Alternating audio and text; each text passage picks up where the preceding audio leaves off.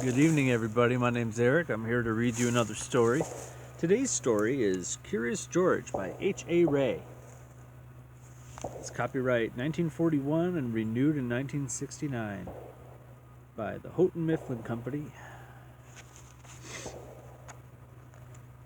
The 67th printing. This is George. He lived in Africa. He was a good little monkey and always very curious. One day George saw a man. He had on a large yellow straw hat. The man saw George too.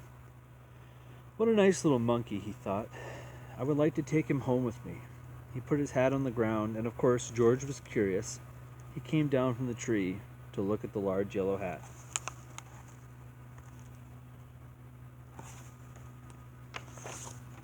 The hat had been on the man's head. George thought it would be nice to have it on his own head. He picked it up and put it on.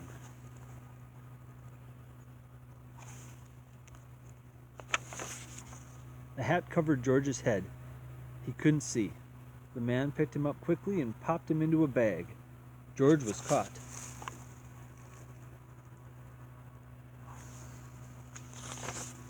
The man with the big yellow hat put George into a little boat, and a sailor rowed them both across the water to a big ship.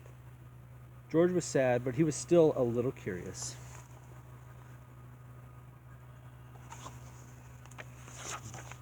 On the big ship, things began to happen. The man took off the bag. George sat on a little stool, and the man said, "George, I'm going to take you to a big zoo in a big city. You will like it there. Now run along and play, but don't get into trouble." George promised to be good, but it is easy for little monkeys to forget.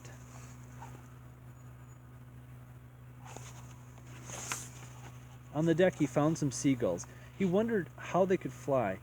He was very curious. Finally he had to try. It looked easy, but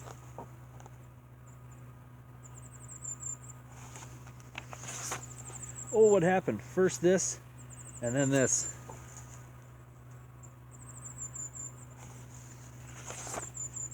"Where is George?" The sailors looked and looked. At last they saw him, struggling in the water and almost all tired out.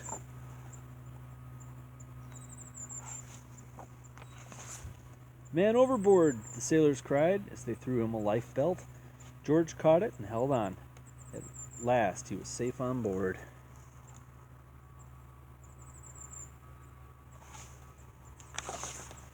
After that, George was more careful to be a good monkey, until at last the long trip was over.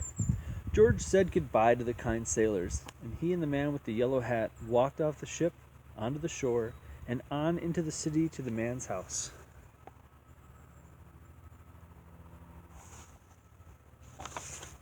After a good meal and a good pipe, George felt very tired.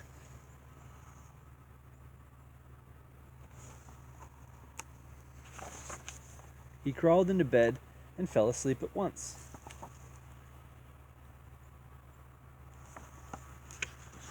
The next morning, the man telephoned the zoo. George watched him. He was fascinated. Then the man went away. George was curious. He wanted to telephone too. 1, 2, 3, 4, 5, 6, 7. What fun.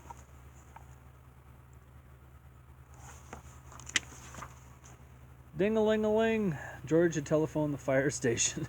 The firemen rushed to the telephone. "Hello? Hello?" they said, but there was no answer. Then they looked for the signal on the big map that showed where the telephone call had come from. They didn't know it was George. They thought it was a real fire.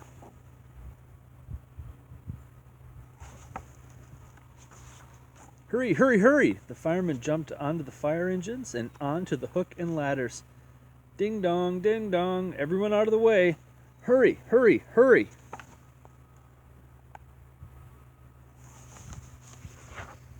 The firemen rushed into the house. They opened the door. No fire, only a naughty little monkey. "Oh, catch him, they cried. George tried to run away.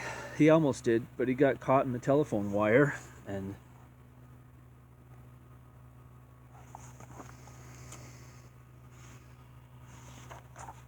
George won.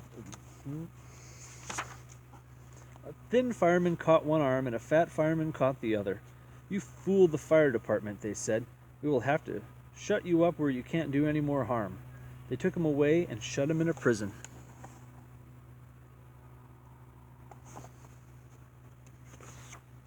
George wanted to get out. He climbed up to the window to try the bars. Just then the watchman came in. He got on the wooden bed to catch George, but he was too big and heavy. The bed tipped up, the watchman fell over, and quick as lightning, George ran out through the open door.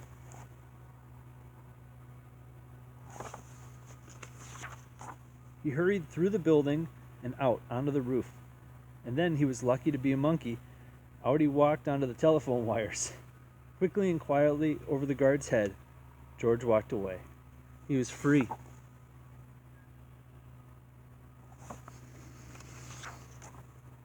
Down in the street, outside the prison wall, stood a balloon man. A little girl bought a balloon for her brother. George watched. He was curious again. He felt he must have a bright red balloon.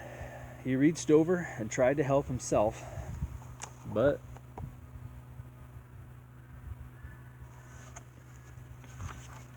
instead of one balloon, the whole bunch broke loose.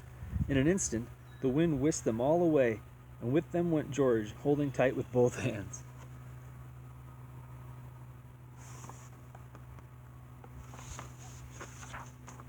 Up, up he sailed, higher and higher. The houses looked like toy houses, and the people like dolls. George was frightened. He held on very tight.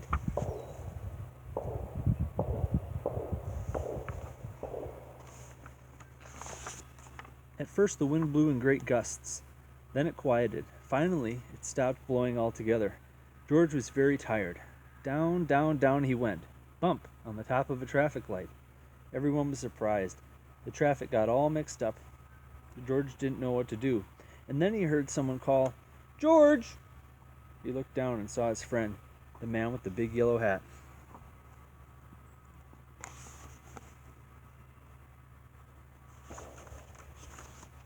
George was very happy. The man was happy too.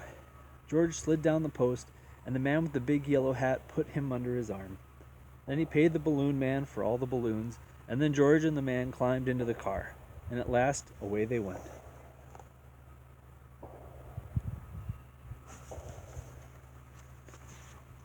To the zoo. What a nice place for George to live.